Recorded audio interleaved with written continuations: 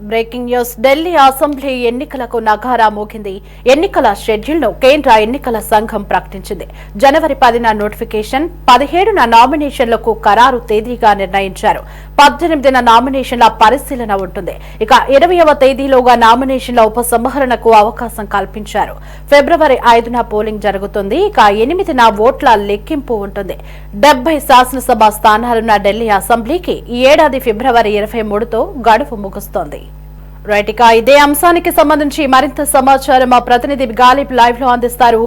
గాలిబ్, ఢిల్లీలో 70 శాసనసభ స్థానాలకు ఎన్నికల షెడ్యూల్ ని కేంద్ర ఎన్నికల సంఘం ఖరారు చేసినట్లుగా తెలుస్తుంది. మరి ఎన్నికల షెడ్యూల్ కి సంబంధించినటువంటి కంప్లీట్ డీటెయిల్స్ ఏంటి? ఎస్, ఢిల్లీ ఎన్నికల సంబంధించి అసెంబ్లీ ఎన్నికలకు సంబంధించిన షెడ్యూల్ వచ్చేసింది. Chief election commissioner Rajiv Kumar కొద్దిసేపటి క్రితమే షెడ్యూల్ ప్రకటించారు. మొత్తం చూసినట్టయితే ఢిల్లీ అసెంబ్లీ ఎన్నికలకు సంబంధించి ఈ నెల 10వ తారీఖున నోటిఫికేషన్ వస్తుంది. 10వ తారీఖు నుంచి 17వ తారీఖు వరకు కూడా నామినేషన్ల స్వీకరణ ఉంటుంది. 18వ తారీఖున నామినేషన్లకు సంబంధించిన పరిశీలన, 20వ తారీఖున నామినేషన్లకు సంబంధించిన ఉపసంహరణ ఉన్నట్లుగా షెడ్యూల్లో ప్రకటించారు. ఇంకా వచ్చే నెల ఫిబ్రవరి 5వ తారీఖున ఈ ఎన్నికల పోలింగ్ జరగబోతుంది. 8వ తారీఖున ఢిల్లీ అసెంబ్లీ ఎన్నికలకు సంబంధించిన ఫలితాలు వెల్లడించబోతున్నారు. అంటే మొత్తం మీద చూసినట్టయితే ఎన్నికల ప్రక్రియ ఏ విధంగా జరగబోతుంది, ఇందుకు సంబంధించి ఎటువంటి చర్యలు తీసుకోబోతున్నాము. ప్రధానంగా ఢిల్లీ అది కూడా కేంద్ర ప్రాంత పాలిత ప్రాంతం కావటం, దాంతోపాటు కొద్దిపాటి అంటే తీవ్రమైన భద్రతగా దాంతోపాటు పోలీసు బలగాలను కూడా మోహరించాల్సి ఉన్న నేపథ్యంలోని పూర్తి స్థాయి జాగ్రత్తలు తీసుకుంటామంటూ కూడా రాజీవ్ కుమార్ ప్రకటించారు.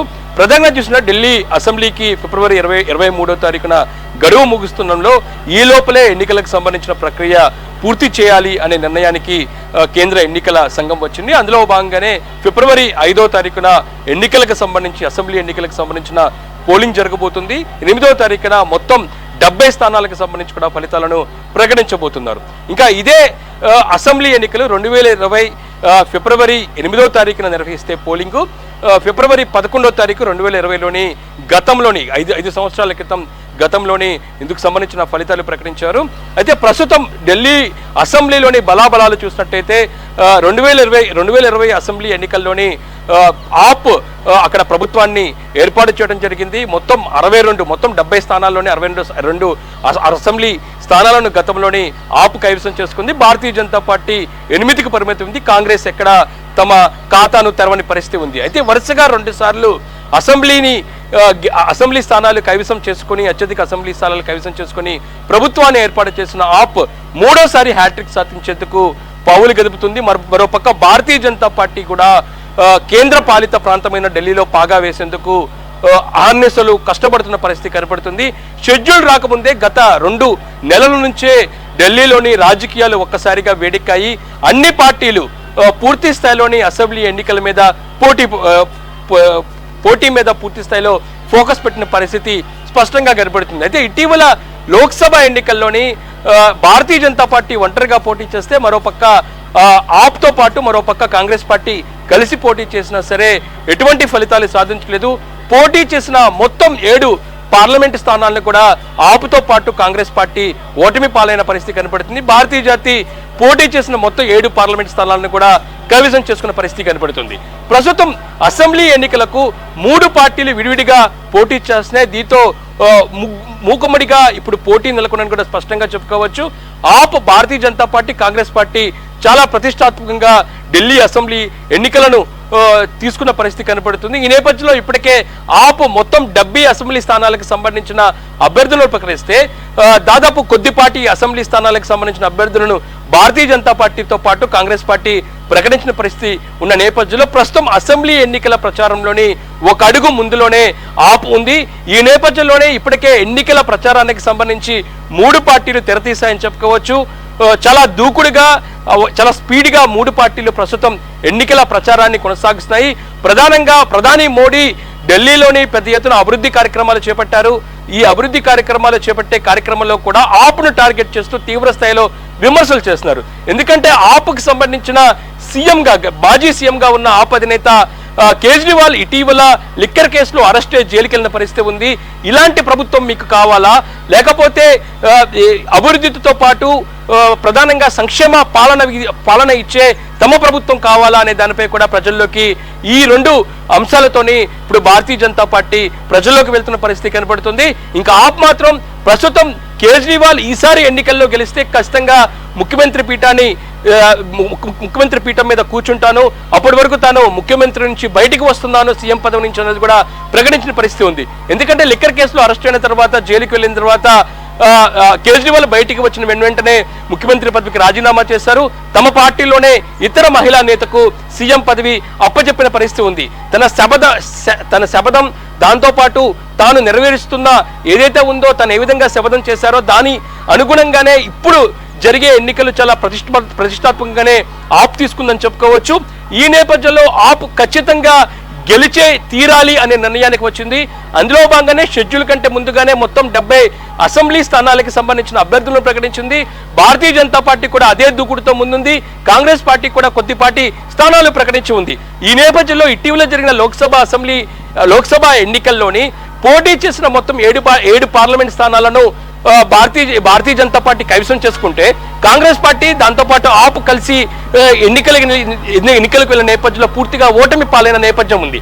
ఈ నేపథ్యంలో ప్రస్తుతం జరుగుతున్న అసెంబ్లీ స్థానాల్లో లోక్సభ ఎన్నికల ఎఫెక్ట్ ఎంతవరకు ఉంటుంది? దాంతోపాటు మొత్తం చూసినట్టయితే చాలా ప్రాంతంలో కూడా ఆప్ గతంలో దాదాపు 62 స్థానాలను కైవసం చేసుకుంది. అసెంబ్లీ స్థానాలు భారతీయ జనతా పార్టీ 8కే పరిమితమైంది. అయితే ఇటీవల లోక్సభ ఎన్నికల్లోని ఒక్కసారిగా భారతీయ జనతా పార్టీ పుంజుకున్న పరిస్థితి కనబడుతుంది. నార్త్ ఢిల్లీ కావచ్చు, east Delhi, west Delhi, east ఢిల్లీతో పాటు నార్త్ ఈస్ట్ ఢిల్లీ లాంటి కీలకమైన స్థానాలను కూడా భారతీయ జనతా పార్టీ లోక్సభ స్థానాలను గెలుచుకున్న పరిస్థితి ఉంది. ఈ నేపథ్యంలోని ముందుగానే 3 పార్టీలు ఈ అసెంబ్లీ ఎన్నికల మీద చాలా ప్రతిష్టాత్మకంగా తీసుకున్న నేపథ్యంలో ఫిబ్రవరి 5వ తారీఖున జరిగే ఢిల్లీ అసెంబ్లీకి సంబంధించిన పోలింగ్ చాలా పోటాపోటీగా జరిగే అవకాశం ఉన్నట్లుగా భావిస్తున్నారు. ఈ నేపథ్యంలో ఇప్పటికే 3 పార్టీలు ఎన్నికల బరిలో దిగారి, ప్రచారంలో స్పీడ్ పెంచిన పరిస్థితి కనబడుతుంది. ఒకరిపై తీవ్ర స్థాయిలో విమర్శలు చేసుకున్న నేపథ్యంలోని ఎట్టకేలకు సిఈసి కొద్దిసేపటి క్రితమే షెడ్యూల్ ప్రకటించింది. ఫిబ్రవరి 5వ తారీఖున ఢిల్లీలో ఉన్న 70 అసెంబ్లీ స్థానాలకు సంబంధించి పోలింగ్ జరగబోతుంది. ఫిబ్రవరి 8వ తారీఖున ఇందుకు సంబంధించిన ఫలితాలు రానున్నాయి.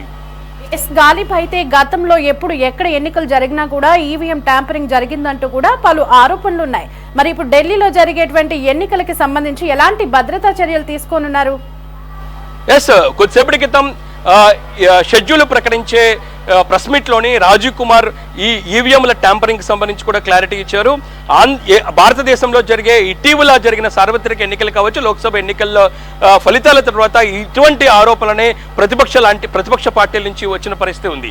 ఈ నేపథ్యంలో దీనిపై కొద్దిసేపటి క్రితమే రాజీవ్ కుమార్ క్లారిటీ ఇచ్చారు. ఖచ్చితంగా భారతదేశంలో జరిగే ఈవీఎంల ద్వారా జరిగే ఎలక్షన్స్ లోని ఎక్కడ ట్యాంపరింగ్ జరగాల్సిన అవసరం లేదు. ఎక్కడో కూర్చొని సర్వర్ల ద్వారా ఈవీఎంను ట్యాంపరింగ్ చేయాల్సిన పరిస్థితి ఎక్కడా లేదు. అలాంటి టెక్నికల్ ఇబ్బందులు లేకుండా పూర్తి స్థాయిలో జాగ్రత్తలు తీసుకుంటున్నాము. పార్టీలు చేసిన ఆరోపణలు, అపోహలు మాత్రమే, ఇందులో వాస్తవం లేదు అనేది మాత్రం ఆయన క్లారిటీ ఇచ్చారు. ఇంకా దాంతోపాటు సాయంత్రం 6 గంటల వరకు పోలింగ్ జరుగుతుంది. పోలింగ్ క్యూ లైన్ లో ఉండే చివరి ఓటర్ వరకు కూడా ఓటు వేసే దిశకు కూడా చర్యలు తీసుకోమనేది కూడా స్పష్టంగా చెప్తున్నారు. ఎందుకంటే ఇటీవల జరిగిన వివిధ రాష్ట్రాల్లో ఎన్నికలు కావచ్చు, 2024 సార్వత్రిక ఎన్నికలు, పార్లమెంట్ ఎన్నికల తర్వాత కూడా ప్రతిపక్ష పార్టీల నుంచి ఆంధ్రప్రదేశ్లో వైఎస్ఆర్ కాంగ్రెస్ పార్టీ కావచ్చు, మరోపక్క ఇతర రాష్ట్రాల్లో హర్యానా, మధ్యప్రదేశ్ లాంటి ప్రాంతాల్లో జరిగిన అసెంబ్లీ ఎన్నికల తర్వాత కూడా కాంగ్రెస్ పార్టీ ఈ దారిలోనే ఇందుకు సంబంధించిన ఆరోపణలు చేసింది.